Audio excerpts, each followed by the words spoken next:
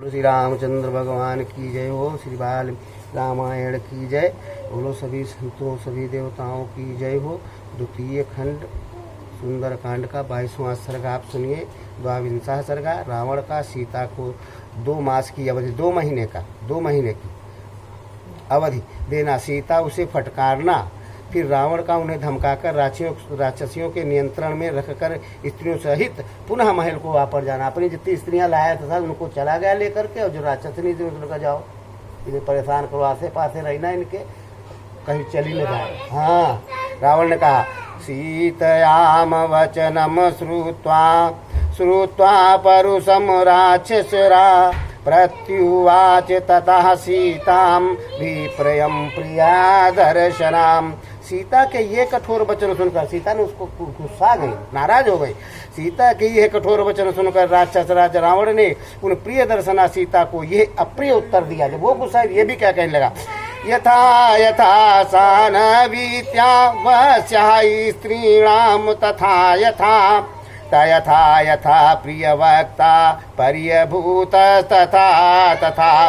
लोक में पुरुष जैसे जैसे स्त्रियों से अनुनय विनय करता है वैसे वैसे वह उनका प्रिय होता जाता है। और गुस्सा कर रही तो हमको प्रिय मान रही हो, गुस्साए रही हो।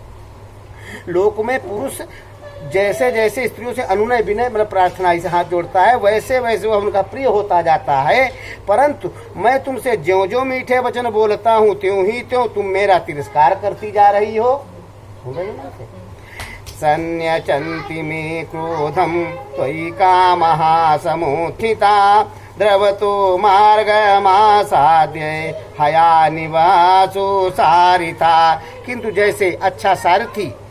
जैसे अच्छा सारथी कुमार्ग में दौड़ते हुए घोड़ों को रोकता है, वैसे तुम्हारे प्रति जो मेरा प्रेम उत्पन्न हो गया है वही मेरे क्रोध को रोक रहा है। रावण कह रहा वामः कामो मनुष्याणाम यस्मिन् किल निबध्यते जनि तस्मिन् स्वन्त क्रोशा स्नेहश्च किल जायते। मनुष्य में ये काम प्रेम बड़ा टेढ़ा है, वो जिसके प्रति बंध जाता है उसके प्रति करुणा और स्नेह उत्पन्न ही हो जाता है। रावण कह रहा है तुमसे प्रेम है, इसीलिए एतस्मात् कारणेन त्वाम घातयामि वरानने वरधाः मव मनरहा मिथ्या प्रवचने रताम। सुमुखी हमें तब देखो, सुमुखी यही कारण है झूठे वैराग्य में तत्पर तथा वध और तिरस्कार के योग्य होने पर भी मैं तुम्हारा वध नहीं कर रहा हूँ। सब कुछ है हमारा लेकिन तुमको मार नहीं रहा हूँ। रावण कह रहा परुषाणी ही वाक्यानि यानि यानि ब्रवीषि माम तेषु तेषु बधो मुक्तस्त्व मैथिलीय दारुणा। मिथिलेश कुमारी तुम मुझसे जैसे जैसी कठोर बातें कर रही हो उनके बदले तो तुम्हें कठोर प्राणदंड देना ही उचित है। कहने का कठोर प्राणदंड, ऐसा लगा तुमको मार ही डाले, ऐसे कहने लगी। मिथिलेश कुमारी तुम मुझसे जैसे जैसे कठोर बातें कर रही हो, गुस्सा रही हो, नाराज हो रही हो, उसके बदले तो तुम्हें ऐसा लगता है प्राणदंड ही देना उचित है, मार ही डाले तो उचित है। सीधे लिखा हुआ एवमुक्ता तु वैदेह्यं रावणो राक्षसाधिपः क्रोधसरम्भ संयुक्ता सीतामुत्तरम ब्रवीत। विदेह कुमारी सीता से ऐसा कहकर क्रोध से आवेश में भरे हुए राक्षस रावण ने उन्हें फिर इस प्रकार उत्तर दिया। गुस्सा गया फिर तेजी से दौमासु रचितव्य में यो वादेत मया कृतः दौमासु रचितव्यो में योधवदिस्ते मया कृतः ततः शयन मारोह मम त्वं वरवर्णिनी। 2 माह का सुंदरी मैंने तुम्हारे लिए जो अवधि नियुक्त की है उसके अनुसार मुझे 2 महीने की प्रतीक्षा करनी है। तत्पश्चात तुम्हें मेरे सैया पर आना ही होगा। सैया चरपैया पे आना ही है, वो लेटना होगा। सैया पर आना ही होगा। द्वाभ्यामोर्ध्वं तु मासाभ्याम भरतारम मामहिनी चितिम मम त्वाम प्रातर सारथि सुदास्यन्ति खड्डसः। अतः याद रखो, यदि 2 महीने के बाद भी तुम मुझे अपना पति बनाना स्वीकार नहीं करोगी तो रसोइये में मेरे कलेवे के लिए तुम्हारे टुकड़े टुकड़े कर डालेंगे। रसोइये मेरे कलेवे के लिए तुम्हारे टुकड़े टुकड़े कर डालेंगे। रसोइये जो खाना बना रहा होगा वो आके तुमको काट पीट से बराबर कर दे, हमारा नाश्ता हो जाएगा। सीधे सीधे लिखा हुआ है, कलेवे के लिए, कलेवा जिस नाश्ता उसी कहते, फिर तुम्हारे टुकड़े टुकड़े कर डालेंगे 2 महीने तक अगर नहीं बात मानी तो। ताम भारत्यमानाम संप्रेचे राक्षसेन्द्र हि जानकीं देव गंधर्व कन्यास्ता विषीदुर्वाकते क्षणः। राक्षस राज रावण के द्वारा जनक नंदनी सीता को इस प्रकार धमकाई जाती देख देवताओं और गंधर्वों की कन्याओं का बड़ा विखाद हुआ। उनकी आंखें विकृत हो गई। जो और साथ में देवताओं कन्याएं थी, उठा उठा के लेके आया था तो रावण के साथ में थी, वो रोने लगी। इस तरीके से उसको हड़का रहे हैं, कहने लगे टुकड़े टुकड़े करवा देंगे 2 महीने में नहीं मानी तो, है ना, कहने लगी। विषाद हुआ है, जब देख देवताओं और गंधर्वों की कन्याओं को बड़ा विषाद हुआ, दुख हुआ। उनकी आंखें विकृत हो गई, रोने लगी। ओष्ठ प्रकार परा नेत्र वक्त ही परा सीता मासव श्यामासु सरजिता ते नहीं रचसा। तुम तब उनमें से किसी ने ओठों से, किसी ने नेत्रों से, तो किसी ने मुंह से संकेत से उस राक्षस द्वारा डांटी जाती हुई सीता को धैर्य बंधाया। अरे अरे छुपा जाओ, कोई बात नहीं, मारेंगे नहीं, धैर्य बंधा दिया। क्या कहने लगे, ताभिराश्वसिता सीता ताभिराश्वासिता सीता रावणं राक्षसाधिपं उवाचात्माहितं वाक्यं व्रतशौटिर्गर्वितं। उनके धैर्य बांधने पर सीता ने राक्षस राज रावण से अपने सदाचार, पातिव्रत्य और पति के शौर्य के अभिमान से पूर्ण हित कर वचन कहा। चल तुम ऐसे कह रहे हो, सुनो। नूनम नाते जनः काचिद दास्मिन् श्रेयसी स्थिता निवारायति न त्वाम कर्मणोस्माद विगरहितात। क्या कहने लगी, निश्चय ही इस नगर में कोई भी पुरुष तेरा भला चाहने वाला नहीं है जो तुझे इस निंदित कर्म से रोके। क्यों, कोई है नहीं, सब तो अकेला राज्य है ना, कौन रोकेगा तुम्हें। लेकिन माम ही धर्मात्मनः पत्नी पत्नी सचीमिव सचीपते। माम ही धर्मात्मनः पत्नीम सचीमिव सचीपते त्वादन्य स्त्रीषु लोकेषु प्रार्थये मनसापि कहा। जैसे सची, इंद्र की पत्नी का नाम है सची, जैसे सची इंद्र की धर्म पत्नी है, उसी प्रकार मैं धर्मात्मा भगवान श्री राम की पत्नी हूँ।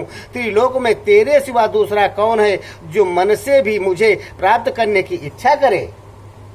ये तुम्हारे अलावा कोई ने हमको ऐसी बात कही है। और क्या करे, राक्षसाधामो रामस्य भार्या ममिमय तेजसा उक्तनावासी यतु पापम क्वागस्तस्य मोक्षसे। नीच राक्षस, तूने अमित तेजस्वी श्री राम की भार्या से जो पाप की बात कही है, उनके फल स्वरूप दंड से तू कहाँ और जाकर छुटकारा पाएगा।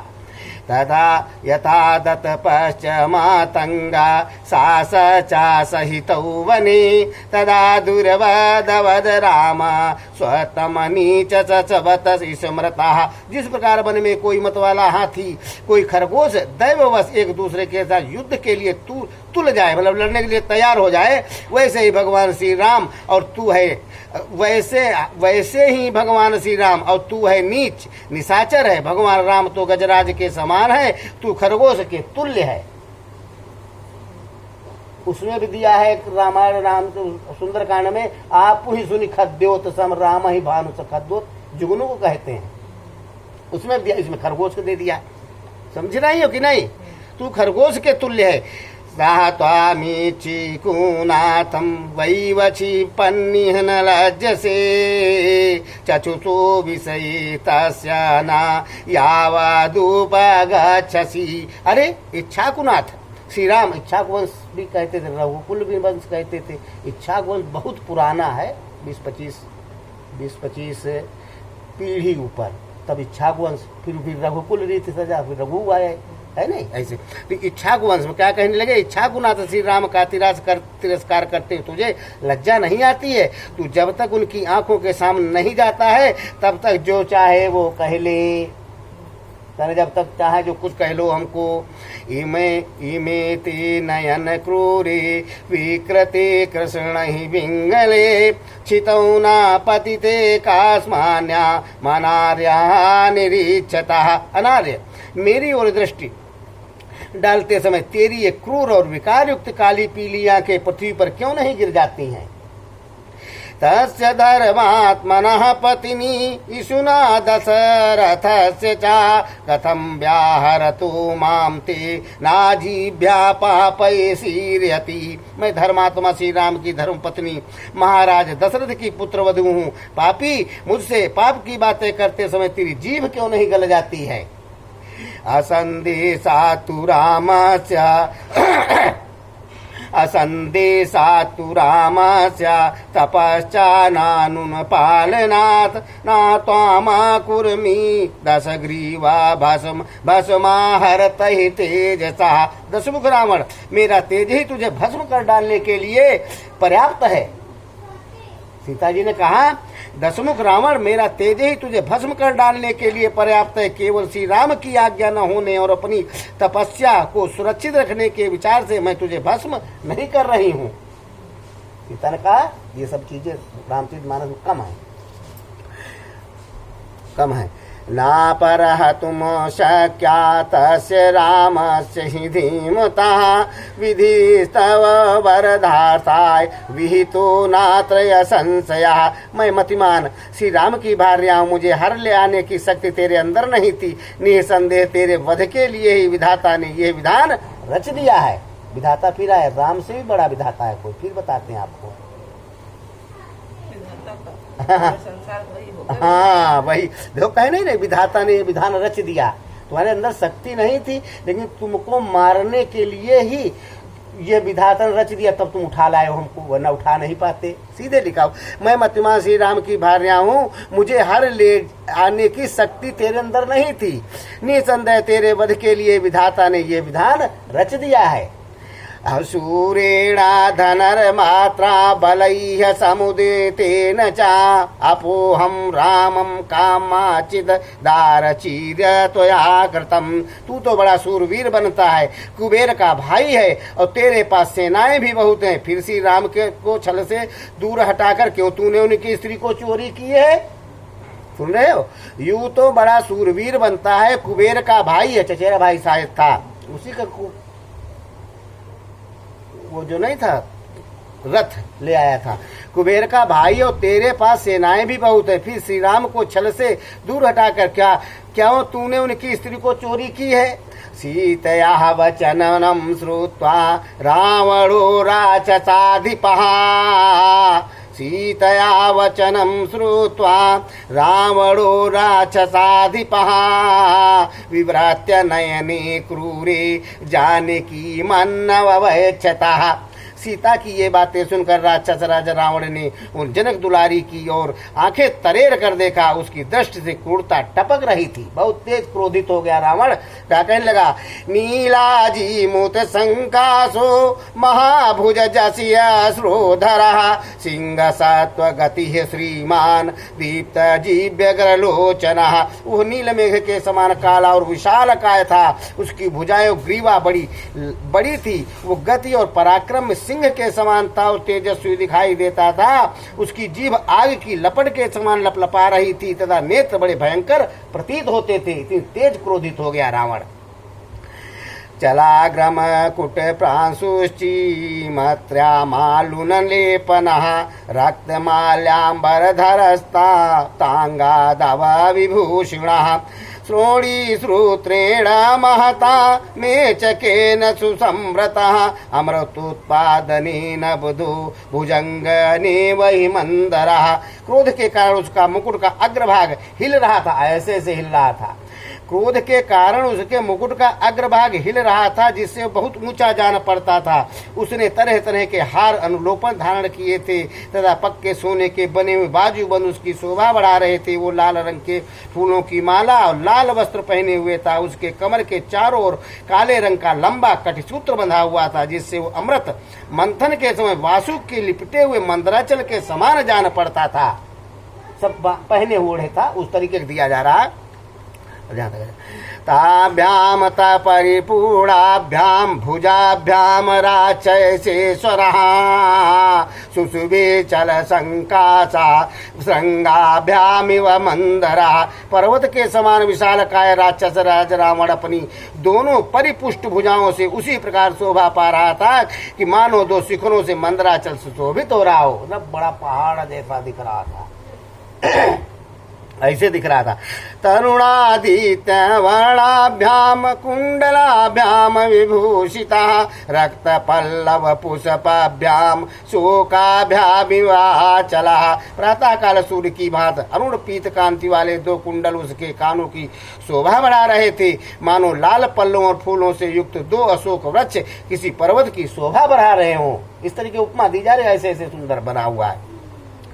सहकल्प वृक्ष प्रतिमो वसंत इव या मूर्तिमान। सहकल्प वृक्ष प्रतिमो वसंत इव मूर्तिमान। शमशान चैत्य प्रतिमो भूषतो अपभयंकरा।